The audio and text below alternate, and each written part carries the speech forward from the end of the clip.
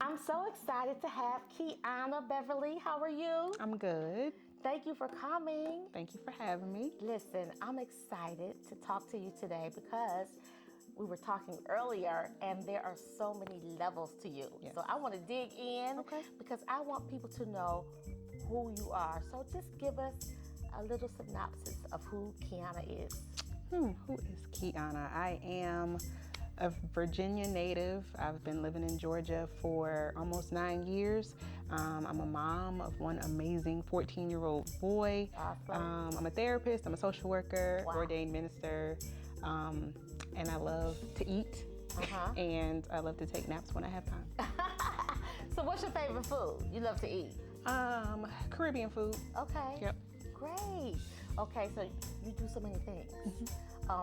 What is your most favorite thing to do? Like, what brings you joy? You're so passionate about.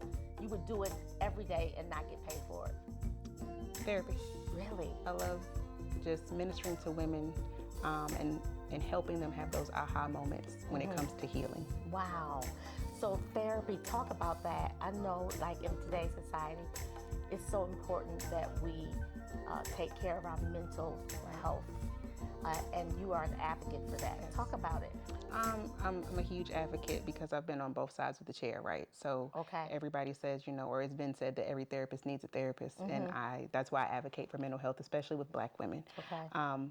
And far too often in the church, mental health is almost taboo and it's not talked about enough. And so I like to push for, if, grandma has a heart disease, we're not gonna tell her not to take her medication or go see a doctor.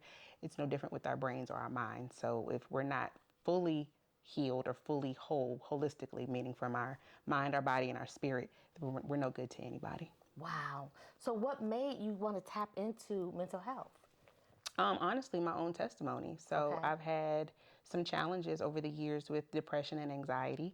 And so when I sought help for myself, it was a little taboo at first and I was kind of ashamed. And then when I saw that I was progressing after seeking help, I was like, everybody needs this. So it's almost kind of like meeting Jesus. You want to tell everybody about Jesus when it comes to mental health and getting the help that you need. I wanted to tell everybody, like, there's nothing wrong with this. Right. And after you did you went through your therapy and took care of your mental, your psyche. I mean, talk about the feeling of it. Like, I mean, you said you wanted to tell everybody, but, did you feel whole? Did you feel that you had done the work? You know what? It's ongoing. Okay. So I'm still there with that journey, still telling everybody, but initially, to be honest, when you are in healing, healing hurts. And so it was a lot of unlearning, a lot of learning. I'm still in that journey. But as you progress in it and you're consistent in it, it's so freeing. You feel so much lighter. And it not only helps your countenance with yourself, but other people can see a change in you as well, which also points to the goodness of God. So it's like a whole testimony. I love it. And you're going to help so many other people because, as you said, for so long, we thought that if you went to a therapist, that you were crazy, right? Something's wrong with you. Something's wrong with you. But I feel like if you go and you get the help you need, something's going to be right with you. And then you're going to pass it on and pay it forward and help somebody else to I love what you said, to be free. There is nothing like freedom. Talk about it. It's just peace. Woo! Yeah, peace of mind, peace within your relationships. Because a lot of people think if you go to therapy, especially like you said, that something's wrong with you or you're crazy. A lot of people go to therapy just because they're having struggles in their relationships or their communication or they have anger issues. So once you take accountability for those things and you start to work on yourself again, it helps you first and then it helps everybody that's connected to you in the long run. Wow, I love that. I love that you're an advocate, that you're not just doing it for you, but you are paying it forward. And so many people are being blessed by, your testimony, your journey to who you are and where you are right now. Now, listen, I have to talk about this glam you got on, okay? You are dressed to the nines. Thank you. I want you to tell me what glam means to you. Just being bold and being yourself and being confident in yourself and what that looks like for you, not specifically what society or other people think. I love it because we had so much fun earlier dressing you, right? And trying on different looks. Things. And I asked you to pick out your glam style. And It was amazing. Thank you. And you know, I'm over the top, okay? You know, I'm all about the glitter and the shine. Right. But you don't have to do it. You can do it your way. Now, if you know anything about Covered in Glam Boutique, and you do because you shop with us all the time, Right. you know that GLAM stands for God's love and mercy. What does that mean? Being covered in God's love and mercy. Being kept. And being able to still be yourself, right? So even if you are in a rough patch or you are on a journey of healing, you're still covered by God's love and mercy. He doesn't stop covering you just because you feel like you have flaws or other people see you in a different light. He sees you for who he created you as, and you're still covered. Still covered in GLAM. Yes. And when God gave me that acronym, God's love and mercy, I knew that could apply to anybody. It didn't matter what your style was, right? Or if you were flamboyant or if you were soft in your approach to fashion. It's not about that. It's about what you said. It's that we're taking care of the inside, you know, making sure that God is, his love is exuding out of us. And when we do that, we have the ability to cover each other. Now, earlier, you rocked my signature dress, right? Yes. My inspiration dress, God's Cover Girls, right? And on the back, it has CEO, which stands for covering each other. Right. What does covering each other mean to you? Community.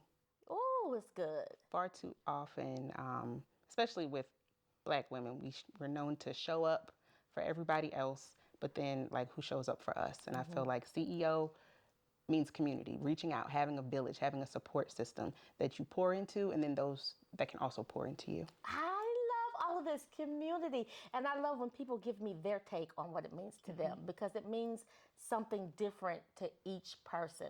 So you know what? Mother's Day is coming up. And you said, I heard you say it, honey, I have a 14-year-old awesome son. Talk about him, your relationship with him, and what do you love about being a mom? So Xavier and I, it's just been he and I for 14 years, and it's been a journey, especially getting to these teenage years. He's his own person in his own right. Like, I love the fact with his personality that once he feels a certain way about something, he's not swayed, he's not easily influenced. And I feel like at first I was like, no, like, not that you have to bend, but you have to be open. And I'm learning now as he grows into himself that that's actually a leadership concept, like, about himself. He's who he is, and he has no problem with that. Wow. When it comes to being his mom, like, we're learning together. And being a mom for the last 14 years of my life has really taught me a lot about patience and grace, extending it and receiving it, and not beating myself up when I feel like I'm not doing what I'm supposed to do as a mom. Wow. So what has been the most challenging thing about being a mom? And then what has been the most rewarding thing about being a mom? The most challenging thing, I think, is accepting the fact that he's growing. Because I'm used to having my little sidekick, my little buddy, who we talked all the time and, you know, hung out. And he wanted to spend time with his mom. But as he gets older in his teenage years, it's just like that's starting to cut off a little bit. And so that's like a huge challenge. I'm excited about movies that come out, because movies used to be our thing. And he's like, meh, I'll let you know. So that kind of hurts my feelings, but it's like, okay, he's growing up. He's not my little buddy anymore.